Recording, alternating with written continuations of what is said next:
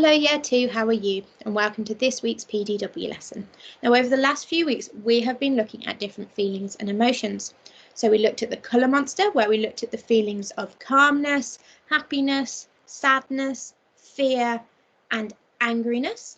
And then we looked at the worrysaurus, where we looked at the feeling of being worried.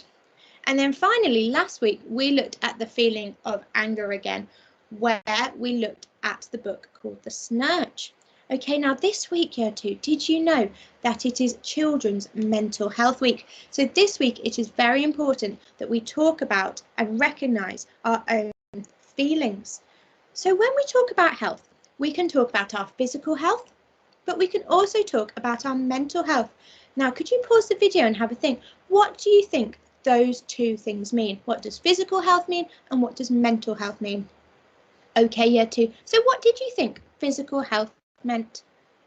Oh yes, you're right. Physical health is how you keep yourself healthy, how you keep your body healthy. So some different ways that you can improve your physical health. Well, you can make sure you have your 8 hours sleep every night. You can make sure that you eat your 5 a day, your fruit and your vegetables. You can make sure that you walk or exercise regularly. And you could avoid fatty and sugary foods, not eating them too often. Okay, so if that's what physical health means, what does mental health mean? Yes, you're right. Mental health is all about feelings, emotions, your mood, so how you're feeling that day, what mood you're in, and also your behaviour, because how you feel and what mood you're in can also affect your behaviour. Now, what does it mean to have good mental health, do you think? Well, if you have good mental health, you feel safe and secure. Okay, so therefore, if you feel safe and secure, you can be productive in school, you can recognise your potential, so you can recognise the different talents you have. Maybe you're brilliant at drawing, maybe you're brilliant at singing, maybe you're brilliant at maths, okay? But if you have good mental health and you're optimistic, then you can recognise your potential. And also you can learn to cope in situations, because sometimes we have negative feelings.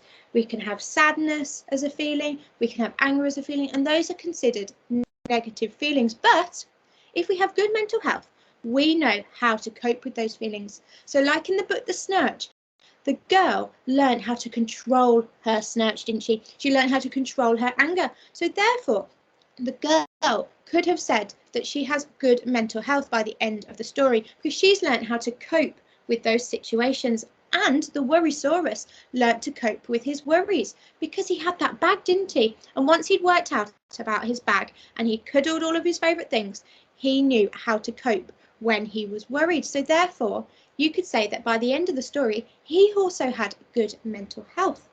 Now today, we are going to be looking at a different feeling, which I think is very important at the moment with coronavirus. And it is by reading the book, The Invisible Boy. Okay, now we've looked at this book before in school, but we looked at it when we looked at friendship. And this time we're going to be looking at it from a feelings point of view. Now, I wonder if you can remember what feeling this boy in The Invisible Boy is feeling. Okay, so let's start reading it. Here we go. So can you see the pictures? Can you see Brian? Oh, can you see him? He's there. Look. The invisible boy. Even Mrs. Carlotti has trouble noticing him in her classroom. She's too busy dealing with Nathan and Sophie. Okay, so why do you think Brian is going unnoticed? How is he different to the other children? How is he different to Nathan, and how is he different to Sophie? Yes, that's right. They are quite loud children, aren't they? Can you see that they are shouting in the picture? Well, how is that different to Brian? Well, Brian is a very, can you see him? He's probably a very shy boy. Okay, he's very quiet. So therefore, he's being overlooked, isn't he? Now, how do you think that might make him feel? It could make him feel sad. It might even make him feel angry. But the feeling I was thinking of is the feeling of loneliness, because he's thinking in this picture, because the two children are being very loud and the teacher isn't noticing him. He thinks that his teacher never notices him, and that makes him feel lonely, like he hasn't got anybody at school. Okay, let's find out what happened next. Nathan has problems with what Mrs. Carlotti calls volume control. There we go. He uses his outside voice inside too much.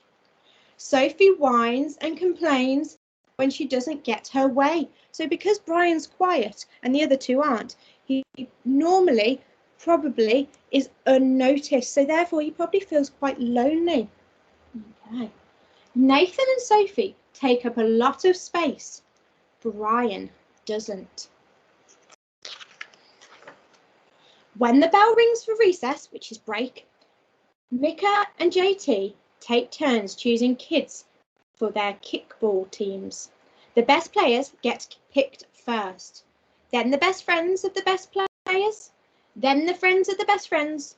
Only Brian is left, still waiting and hoping. So again, look, when the children are picking teams, how do you think that makes Brian feel? Well, again, it probably makes him feel lonely, like he's got no friends because nobody wants him on their team. He's left till last. He's left after the best players get picked, and after the best friends of the best players, and then the friends of the best friends, okay, and he's the last one. So that must make him feel really rubbish and lonely, mustn't it? Because he's the last person that is being picked. Okay. JT glances in Brian's direction and just as quickly looks away.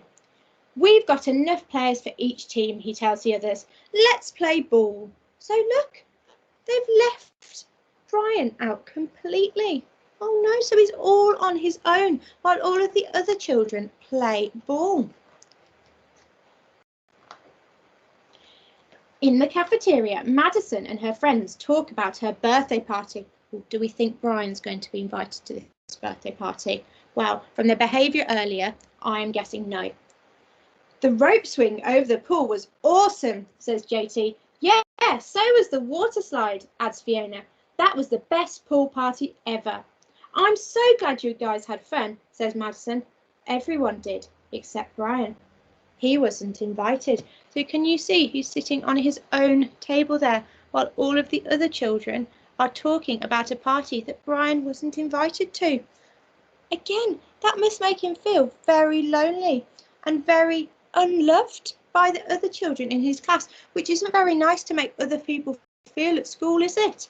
Can you see as well that Brian is that colour and all the other children are coloured in and Brian is a very dull colour? And that's probably because these children are very happy, they're very animated, but Brian is feeling lonely, so he's not got no colour to him. At choosing time, while the other kids play board games and read, Brian sits at his table doing what he loves to do best. He draws fire-breathing dragons scaling tall buildings, greedy pirates digging for treasure, space aliens locked in an intergalactic battle, and superheroes with the power to make friends wherever they go. So look, yes, Brian is feeling lonely, isn't he? Because he's drawing pictures of superheroes which have the power to make friends wherever they go. So Brian feels like he can't make friends.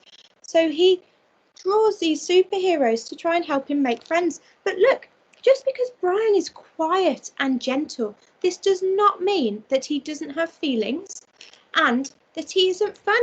Look at the fun things he is doing with all of his drawings. He's got a real talent and he should recognise his potential, which hopefully he would be able to do if he had good mental health. But the other children aren't helping with that, are they? Well, on Monday morning, Mrs. Carlotti introduces Justin, a new student to the class. Brian smiles shyly at him. Some of the other kids sneak looks at Justin, trying to figure out if he is cool enough to be their friend. They haven't quite made up their minds yet. That's not very nice, is it? Don't have to be cool to be somebody's friend, do you? At lunchtime, Madison and JT watch Justin eat with chopsticks. What's that? asks Madison as she points at Justin's food. And the kids laugh, all of them that is, except Brian, He sits there wondering which is worse, being laughed at or feeling invisible.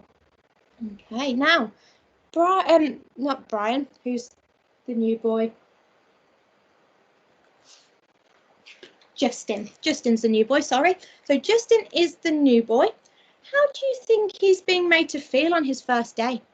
Can you see? It says, they say, "What's that?" to his food. Well, yes, he's a new child at school, isn't he? So already he doesn't have any friends coming into school. So it's his first day and they're already making him feel rubbish. They're all being mean to him about his food. So he probably feels lonely too, like he's got no friends. But how do you think how do you think Brian feels about this? Well, Brian probably understands, doesn't he? Because he feels lonely himself. So he can relate to the new boy because he knows how it feels to be lonely. So I wonder what he does for this new boy because he understands, doesn't he?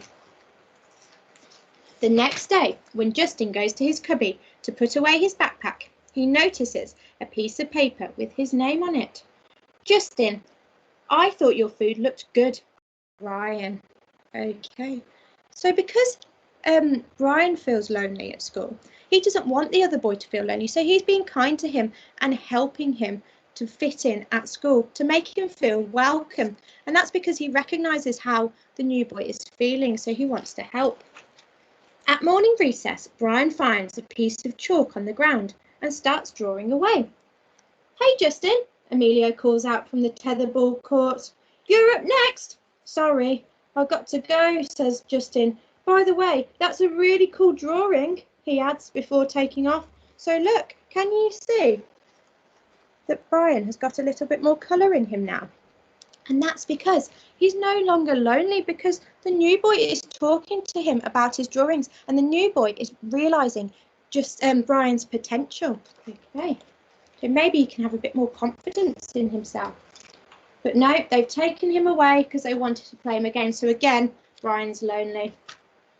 Back in class, Mrs. Carlotti asks the kids to team up in 2s or 3s for a special project. The kids scurry around the room to pair off.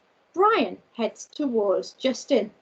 I'm already with Justin, says Emilio. Find someone else. That's not very nice, is it? What do you think Brian is going to do? Wow. He probably feels very lonely. Brian looks at the floor, wishing he could draw a hole right there to swallow him up.